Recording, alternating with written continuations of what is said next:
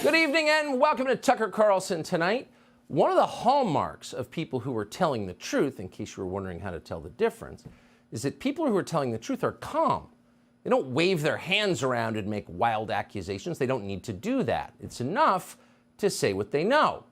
And if honest people turn out to be wrong about something they have claimed, they'll admit it. They don't double down on false. They made a mistake, and that's okay. It's not like they're claiming to be God.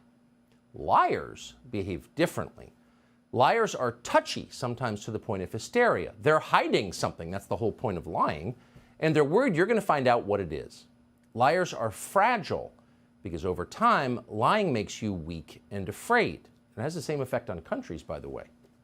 We're living through one of those clarifying moments, which actually we're thankful for, where we're learning exactly who the liars are.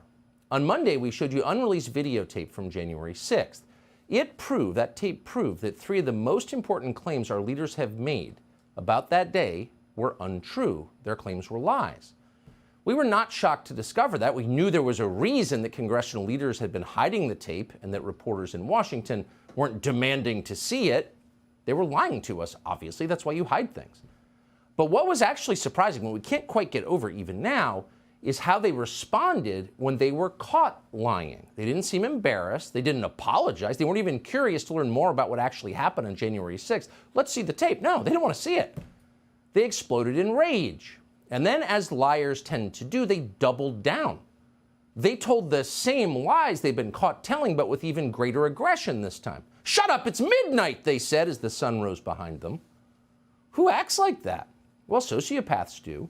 And in this case, the sociopaths turned out to be both Democrats and Republicans. The commitment to lying in Washington is far deeper and more bipartisan even than we realize when we follow this stuff for a living. Now, you sometimes hear people say that the whole partisan system is an illusion and that underneath the manufactured debates, the leaders on both sides are in fact secretly united in a common love of money and power and the deception required to get them. And honestly, we could never really bring ourselves to believe that. It's just too dark. But now we do believe it because we have seen it. Consider the death of police officer Brian Sicknick. Now, we still don't know exactly how Officer Sicknick died. We're not certain that anyone does know. No one has explained it. But after reviewing the previously withheld video evidence, we can tell you with certainty that Officer Sicknick was not beaten to death by Trump voters at the Capitol. The tape shows very clearly Brian Sicknick walking through the building in apparent health after the media told us for 2 years that he had been murdered. So they were wrong about that. Okay, they got caught. Here's the interesting thing. They won't admit it. Liz Cheney's tweet is still on Twitter tonight. "Officer Sicknick was killed defending our Capitol from the violent mob on January 6th. No correction. Anderson Cooper of CNN still has not apologized. Quote, "Officer Brian Sicknick died after being hit in the head with a fire extinguisher during the fight," he told us. Those are lies. So why not just admit it and move on? But they won't. In fact, this week, the White House trotted out both the press secretary and Joe Biden's attorney general, the attorney general of the United States, to claim not just that Brian Sicknick was actually murdered by Republicans at the Capitol, but that other officers were murdered too. It's almost beyond belief. Watch this. The rage of bipartisan lawmakers, you heard them all yesterday, you guys reported on it, who have condemned this false depiction of the unprecedented violent attack on our Constitution and the rule of law, which cost police officers their lives. It was a violent attack on a fundamental tenet of American democracy, that power is peacefully transferred from one administration to another. Over 100 officers were assaulted on that day. 5 officers died. 5 officers died on that day. Now, that's just not some guy on Twitter. That's the Attorney General of the United States. That's a man whose honesty is central to his job. If you had a choice between IQ and integrity in an Attorney General, of course you would go with integrity because it's essential. But Joe Biden's Attorney General, Merrick Garland, is a liar. He just lied about something that is provably false. Who are these 5 officers who were, quote, killed that day? Notice he didn't tell you. No one ever tells you. No one ever shows you their autopsies. They don't want any detail. They just want the slogan. Now, they're counting Brian Sicknick. That's a lie. But who are the other 4? Well, those are 4 officers who killed themselves. after January 6th, in some cases long after January 6th. But their suicides, we know for a fact, were the result of the Republican mob at the Capitol. It's just false. And it's not some esoteric fact. That fact is available to anyone who has internet access. No police officers died that day on January 6th. None. Not one. Some were assaulted, that is true, and their assaults are indefensible. So how many were assaulted? Well, Garland said over 100. The Government Accountability Office says the number is 114, and we're just going to roll with that. We don't know if it's true, but we'll take it at face value. And that is bad. We are opposed to assaulting police officers in any context. We said that on January 6, 2020, and we'll say it again, we're against that. But is January 6th the worst assault on the U.S. government since the Civil War? That's insane. It's not even close. How about March of 1954, when Puerto Rican separatists shot 5 congressmen in the Capitol building? 5 members of Congress shot in the building. It's all bad, but the worst since the Civil War. You're just a flat-out liar if you're saying that. More recently, this is an event we all remember, Antifa descended on Washington, D.C. to force the sitting president from office. But it was Trump, so that's cool. And while they were there, they set a historic Christian church on fire, St. John's in Lafayette Square. Do you remember that? You should, because it happened Labor Day weekend less than 3 years ago. And when it happened, the left-wing mayor of Washington, D.C. refused to allow her police department, the MPD, to assist Secret Service agents while they were under siege and getting beaten. No, she made her cops stand back and watch it happen. And they were very upset about it at the time. You may have forgotten that. Here's what it looked like.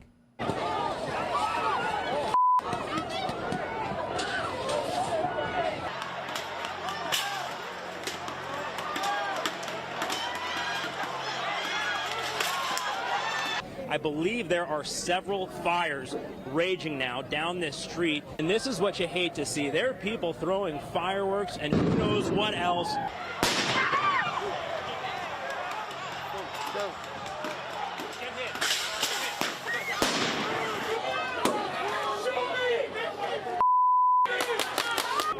And that crane is just fully engulfed.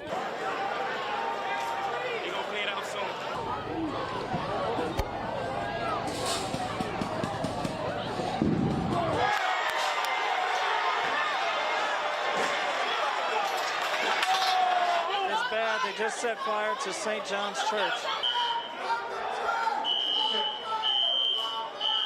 You're good, man. Come on. Come on, man. Why you gotta do this, man? There's burning a church across from the White House. Those are the George Floyd riots. So what was the toll there? Now, we're not going to guess. We're going to go again right to the government. According to a recently released GAO report last month, during those attacks, the 2020 attack on the White House by left-wing mobs, who were quoting, Federal Protective Services, the Secret Service, and the Park Police reported that at least 180 officers were injured during the demonstrations, including concussions, lacerations, exposure to chemical gas, and severe burning. So while stipulating that all riots are bad, because precision matters, facts matter, the truth matters, here's the truth. More cops were injured by Kamala Harris's favorite mob, BLM, at the White House than were injured by Trump voters at the Capitol on January 6th. A lot more. So again, to be clear, both events are bad, but here's the key. We only remember one of them. Why? Because the people in charge of history are liars. Liars. And lying is bad. And on a national scale, it's deadly. It's corrosive of everything that is good in the country, including trust and your grasp on reality itself. And that's why they try to make you lie. Men can become women. Climate change is an existential threat, or whatever the lie is they're making you tell. They don't believe it. They know you don't believe it. But by forcing you to repeat it, they degrade and control you. They make you less of a person. They also hurt individuals. We told you Monday about Navy veteran Jacob Chansley. He was tried by the media, convicted of being a domestic terrorist, and sentenced to 4 years in prison. What exactly was Jacob Chansley's crime? Well, no one was ever very precise about that. Here's what the media told you it was. In his horned helmet, fur pelts, and face paint, Jacob Chansley became known as the QAnon shaman. But prosecutors called him the most prominent symbol of a violent insurrection. He's been in jail since January, and he's trying to get out, but prosecutors say he is still too dangerous to release. Make no mistake, Chansley is a stone-cold thug. He kept saying, I'm not violent, I'm peaceful, I'm a shaman. But then you put those images, what you were just talking about, you put those images together, and that isn't an image of, of peace. This is the new face of extremism. It's the new face of extremism. Jacob Chansley is the new face of extremism. He's a stone-cold thug. Prosecutors say he is too dangerous to release. And most people believe that because why wouldn't they? They were told it, and there was no evidence to the contrary. And now there is evidence to the contrary. We brought it to you Monday. The video that we reviewed at great length over 3 weeks showed with precision what Jacob Chansley actually did inside the Capitol. And here's what it looks like once again. Here's video of Chansley in the Senate chamber. Capitol police officers take him to multiple entrances and even try to open locked doors for him. We counted at least 9 officers who were within touching distance of unarmed Jacob Chansley. Not one of them even tried to slow him down. Chansley understood that Capitol Police were his allies. Video shows him giving thanks for them in a prayer on the floor of the Senate. Watch. Thank you, Heavenly Father, for giving the inspiration needed to these police officers to allow us in this building. Contrast the reality of what Jacob Chansley did in the Capitol building on January 6th, the indisputable facts recorded on video, some of which has never before been seen, with the depiction of Jacob Chansley that you've seen in the media for more than 2 years. He's a terrorist, they said. He should be killed. Shoot him. Yeah. Shoot him. Like, you burst into the United States, if he was dressed like bin Laden, would you have shot him? Shoot him. Shoot him. It makes you wonder, who are the violent extremists here? So as you saw, and again, details matter because this is a man. This is an American citizen, a Navy veteran. This is a human being. And so what he actually did should be of deep concern to every American because he's in jail tonight.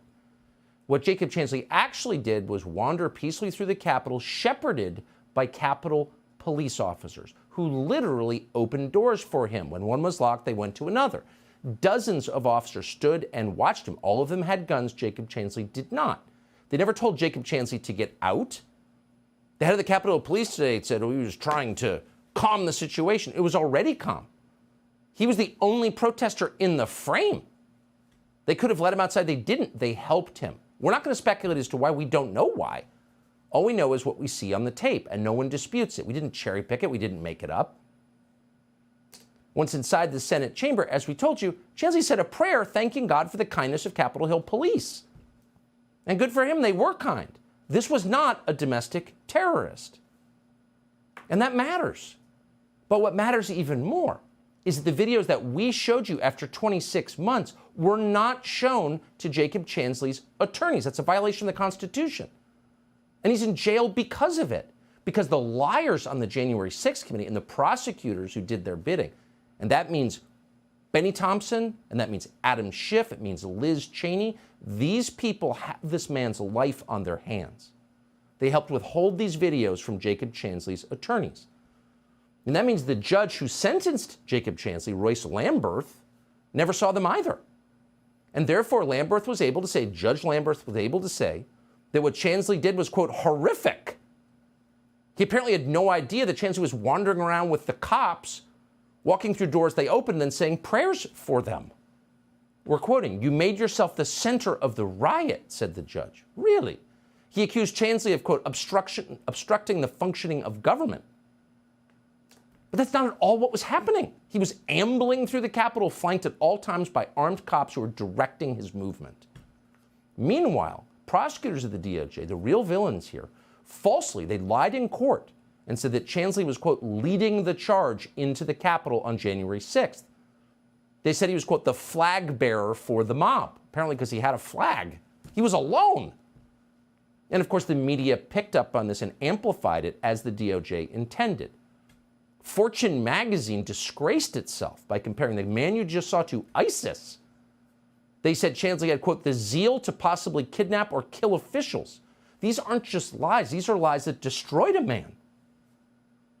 So no matter who you voted for in the last election, you could probably agree that sending someone to prison for 4 years on the basis of fabricated evidence is the most serious threat to civil liberties we could possibly face.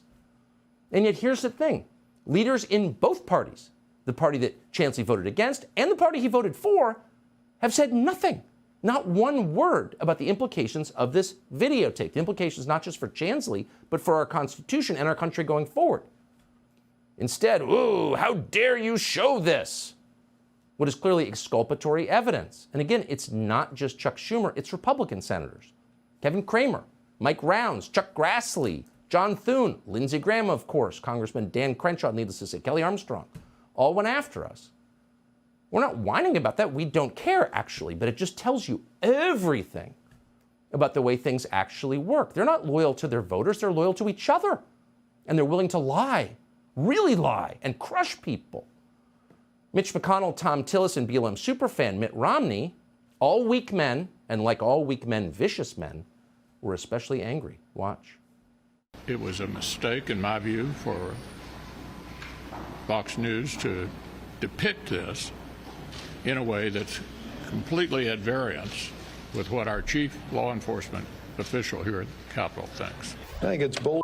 When you see police barricades breached, when you see police officers assaulted, all of that, or you had to be in close proximity to it.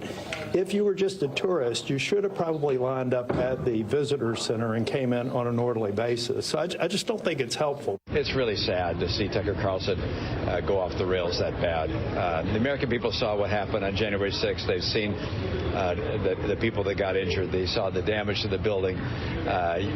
You can't hide the truth by selectively picking a few minutes out of tapes and saying this is what went on. It's so absurd. Weak men are vicious men, and these are weak men whose attitudes towards an individual whose life has been destroyed on the basis of false and withheld evidence is vicious. Oh, we cherry-picked. Really? What they're saying, ironically, what they're describing, ironically, is exactly what the January 6th committee and the prosecutors in these cases did for 2 years. They selectively picked small segments of tape to convince Americans that January 6th was something that it wasn't. It was awful. We would not defend that. We hate vandalism. We hate assault. Was it a violent insurrection? It was not. Was it a killing of 5 officers in the Capitol? It was not. Those are lies. And they buried tape that contradicted and revealed those lies. So all we did was play the tape that they had been hiding for 26 months and show that there were American citizens, Jacob Chansley specifically, and others whose civil liberties were annihilated. And you can make your own rational judgments about what that means. Do you want to live in a country where that's possible? They don't care. Neither party in Washington cares. In fact, the leader of the Senate Democrats, Chuck Schumer, just joined the leader of the Senate Republicans, Mitch McConnell, in calling for this show to be pulled off the air. Now, that's not an argument based on logic. It's based on hysteria and the shame you feel as a weak and terrified person when your lies are exposed. Here's Chuck Schumer claiming for the first time that, like Sandy Cortez, he himself nearly died on January 6th. Tucker Carlson ran a lengthy segment last night arguing the January 6th Capitol attack was not a violent insurrection, an attempt to rewrite history and erode the very foundation of our precious and sometimes fragile democracy. So yes, this morning I am furious. Millions of Americans are furious. I was here on January 6th. Many of you saw the footage as I ran for my life, coming within a few feet of these criminals. Yeah. So we invited Schumer on, McConnell. Anybody is always welcome to come on our show. If we got something wrong, tell us how. If you think we altered the tape in some way, tell us how. But they won't.